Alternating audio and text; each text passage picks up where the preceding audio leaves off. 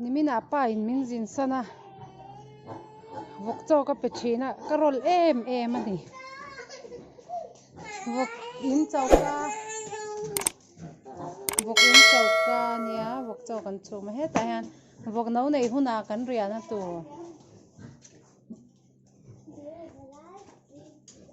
khungei om he pa tur ania hei te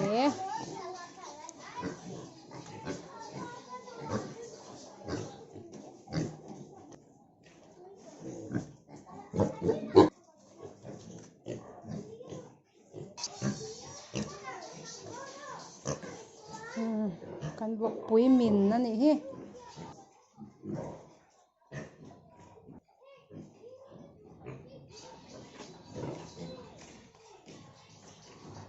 pui tur ania khung te kho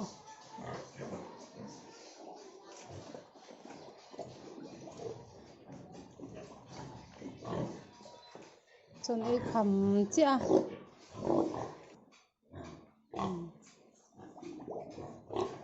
vari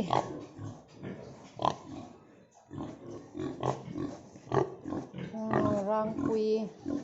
moi te po puar ve to khop mai hei chu Burma breed ania hei hi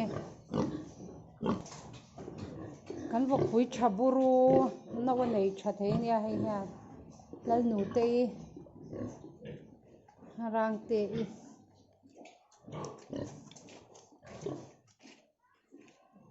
te hi anu thlaina chuak de ya ta hian ke mai in nimin atang vok chaw ka pe a fit som kwa ne kan vok in dung hi thui zer zer lu tu kal tha thei lo ka rol vek pa hin lo lu khop mai tel lo chang kal hlei thei lo ni he vai mim te po khi tem kan la ne ya kan vai mim thar ve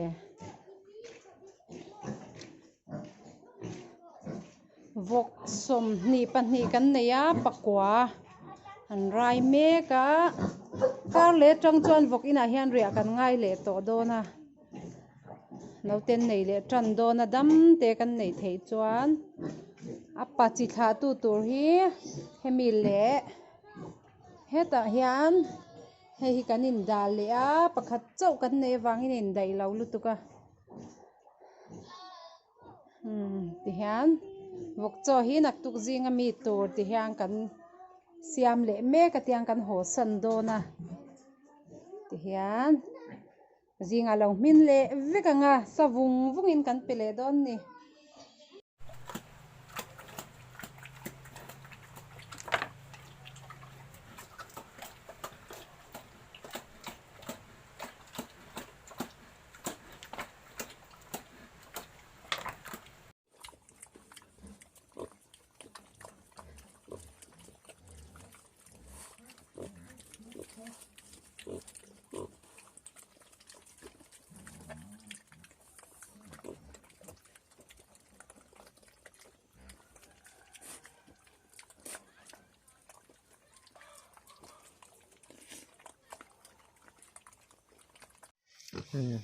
vok pui tur kan chol mu hil ani tuna hen mu hil ti la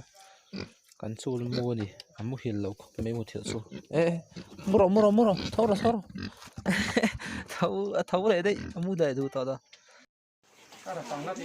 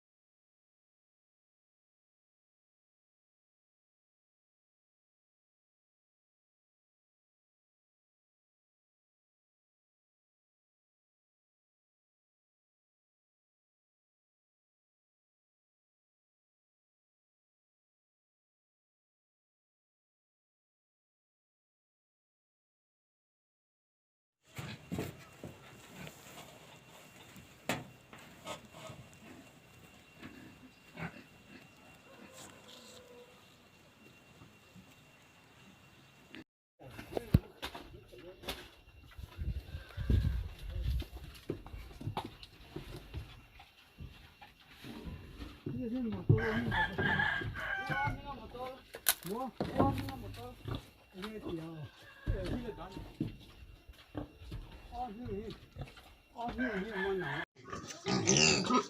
hi Sunday khan kan kon ti cha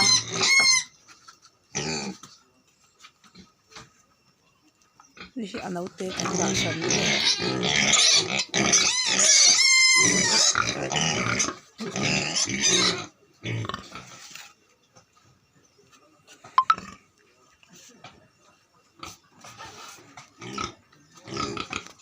hi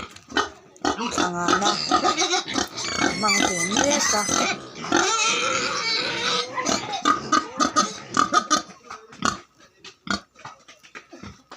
so kan vokin le